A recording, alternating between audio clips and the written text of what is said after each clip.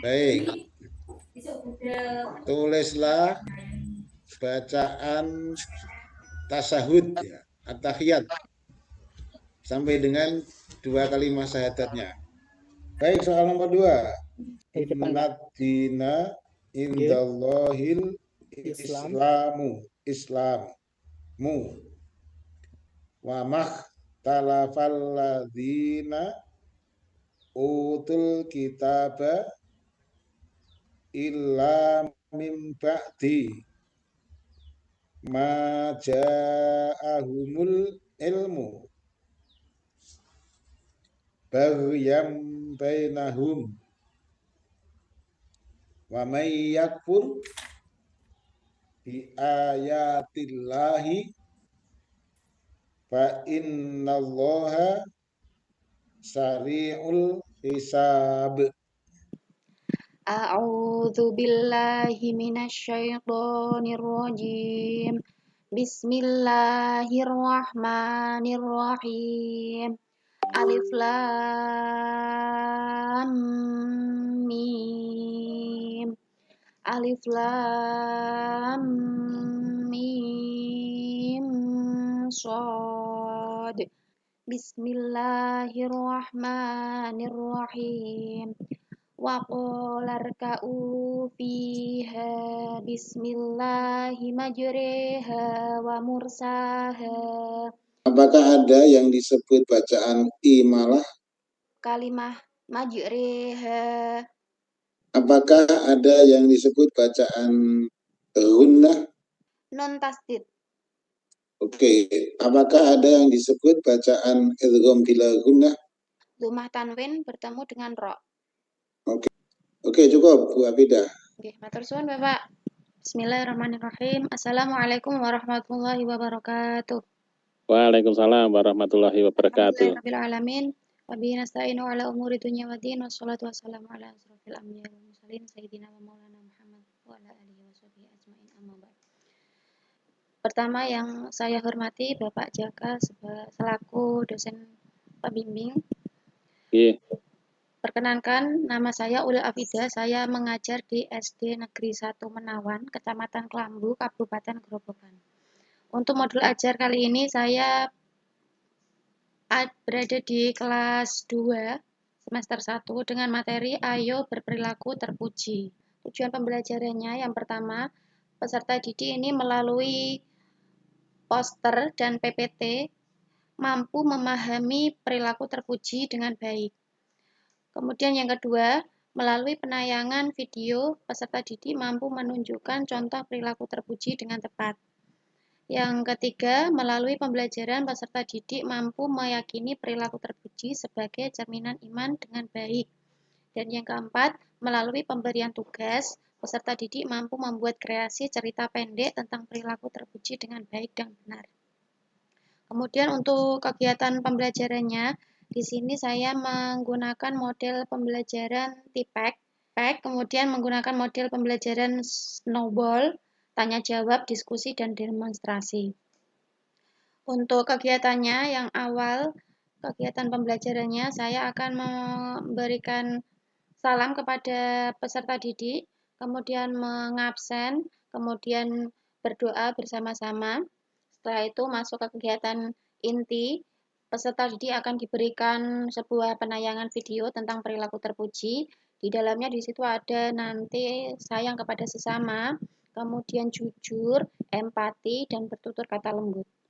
Dari pembelajarannya tadi di video, setelah peserta didik menyaksikan, peserta didik kemudian diberikan pertanyaan pemantik tentang video pembelajaran.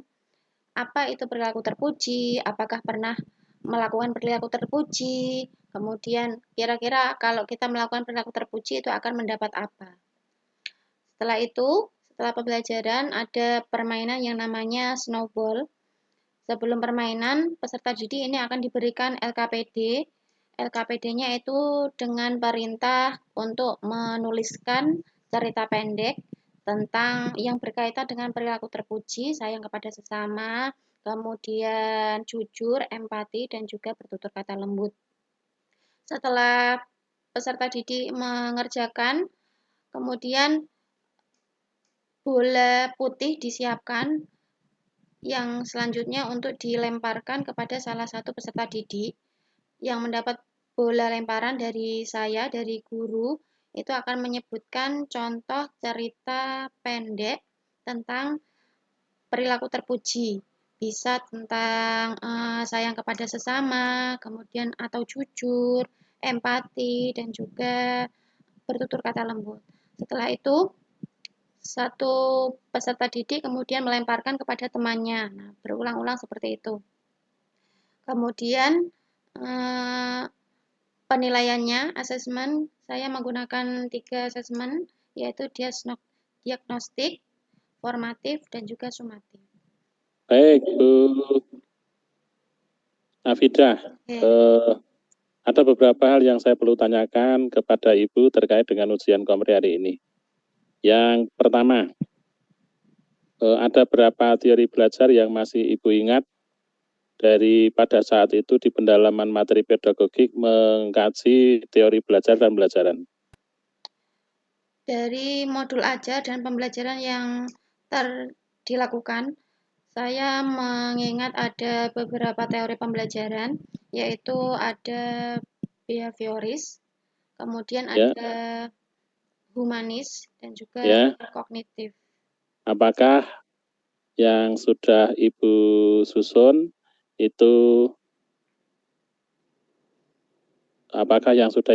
itu mengikuti kaidah ABCD? A itu apa? A itu audiens. Audiens itu ditujukan kepada peserta didik. Kemudian yang B itu behavior. Behavior itu ditujukan kemampuan yang didapat peserta didik.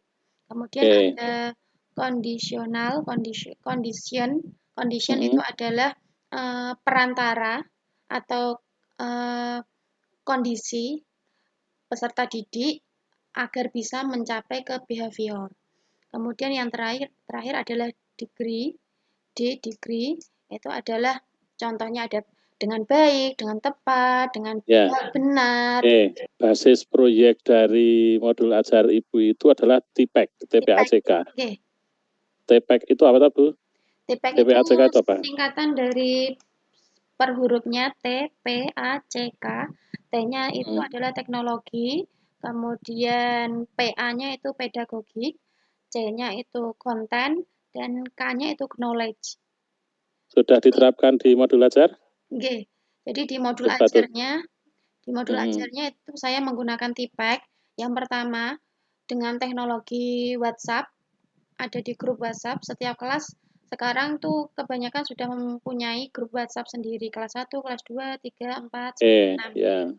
Oke. Kemudian saya membagikan, meng-share video tentang pembelajaran, karena di sini pembelajarannya perilaku terpuji. Saya ambil dulu kontennya dari YouTube, kemudian saya bagikan ke WhatsApp group, kemudian seperti itu, Pak. Baik. Selanjutnya,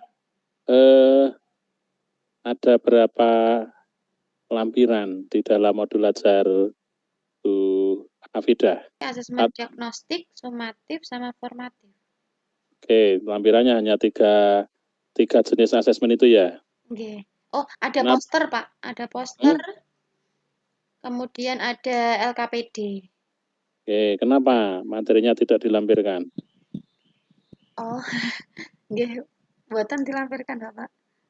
Oke, pengembangan instrumen asesmen mulai dari diagnostik, formatif maupun sumatif itu berorientasi pada aspek HOT enggak? Menggunakan HOT, Pak. Indikator soal HOT itu C5, C4, C5, C6. Kata kerja C4 itu apa? C4 itu menganalisis, Pak. Kalau C5? C5 itu mengevaluasi. C6? C6 mengkreasikan.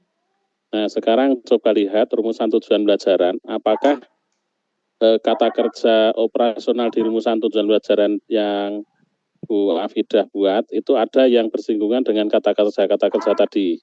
Menganalisis, mengevaluasi, mengkreasi. Ada enggak? Ada. Bila tidak ada, ada di tujuan pembelajaran. Coba ada di tujuan enggak? Ada di tujuan pembelajaran yang keempat, Bapak. Di keempat ini ada melalui pemberian tugas, peserta didik mampu membuat kreasi cerita pendek. Jadi mengkreasikan termasuk C6. Tema proyeknya apa?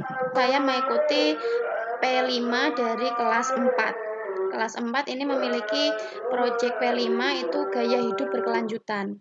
Dengan topiknya itu proyek daur ulang sampah plastik, Bapak. Oke, yang terakhir, alur aktivitas proyeknya ada berapa tahap? Kalau alur proyek P5-nya itu ada 5 tahap.